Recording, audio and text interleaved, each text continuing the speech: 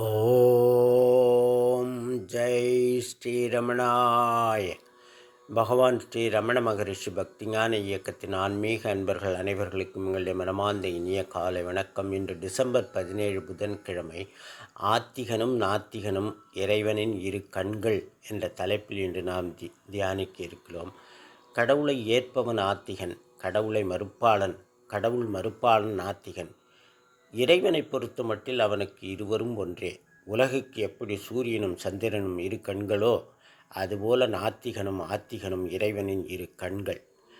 இறைவன் நடு நிற்பவன், தர்மம் காக்கும் நீதி அரசன் இறைவன். திருமூலர் நடு நிற்பவர் ஞானி என்று போற்றுகிறார். நடுவு நின்றார்க்கன்றி ஞானமும் இல்லை, நடுவு நின்றார்க்கு நரகமும் இல்லை, நடுவு நின்றார் நல்ல தேவரும் ஆவர், நடுவு நின்றார் வழி நானும் நின்றேனே.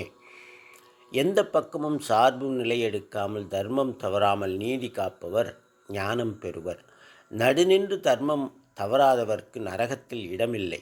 எந்த பக்கமும் சாயாமல் நடுநின்று பார்ப்பவர் அறம் காக்கும் கடவுளாவார். சார்பு எடுக்காமல் நடுநின்று ஞானம் பெற்றவர் வழியில் நின்று ஞானமடைந்தேன் என்று கூறுகிறார் திருமூலர். கண்கள் இரண்டு, காட்சி ஒன்றே.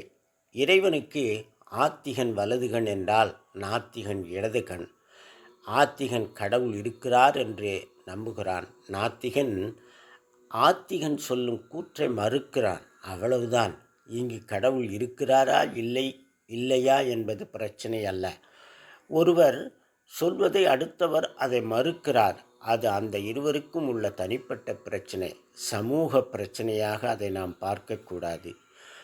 தனக்கு மேல் ஒரு பெரிய சக்தி உள்ளது, அதுவே எல்லோருக்குமான எல்லா நம்பிக்கைக்குமான பொதுவான இறைவன் என்பவன் அவனே என்பதை எல்லா சமயத்தாரும் ஒப்புக்கொள்கின்றனர்.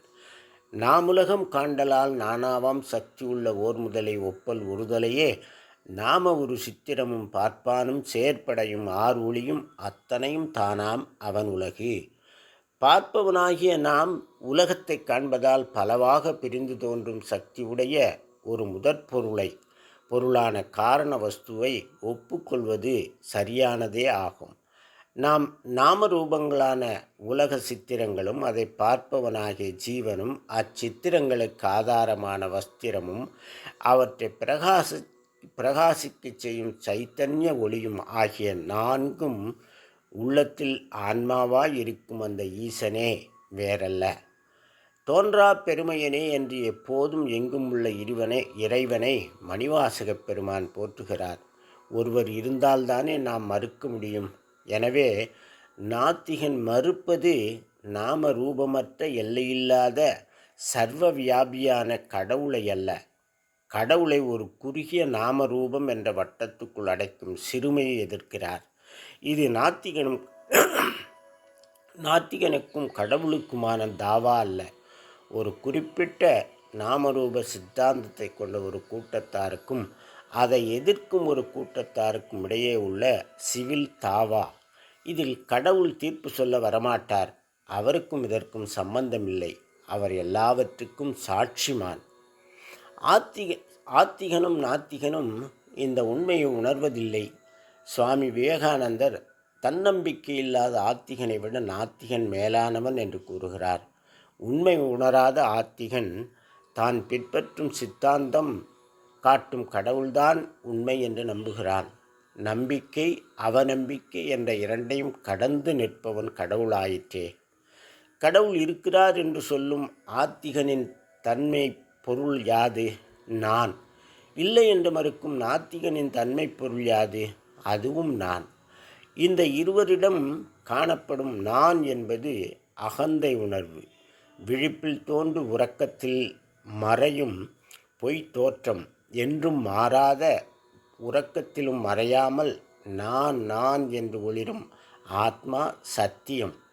எல்லா உயிர்களிலும் ஆத்மாவாக ஒளிரும் ஆண்டவன் சத்தியம். ஆத்மா, உலகம், இறைவன் மூன்றும் ஒன்றே. இதுவே சத்தியம், மெய்ஞானம். தன்னை உணராத ஆத்திகனும் நாத்திகனும் நான் எனும் தன்மை அகந்தை உணர்வு கழன்றால் ஆண்டவனை தன் உள்ளத்தில் தரிசிக்கலாம். அவனே மெய்யுணர்ந்த ஞானி. அவன் உள்ளம் பெருங்கோயில், ஊனுடம்பு ஆலயம். அவன் சீவன் சிவலிங்கம். அவனே மனிதருள் மகாத்மா.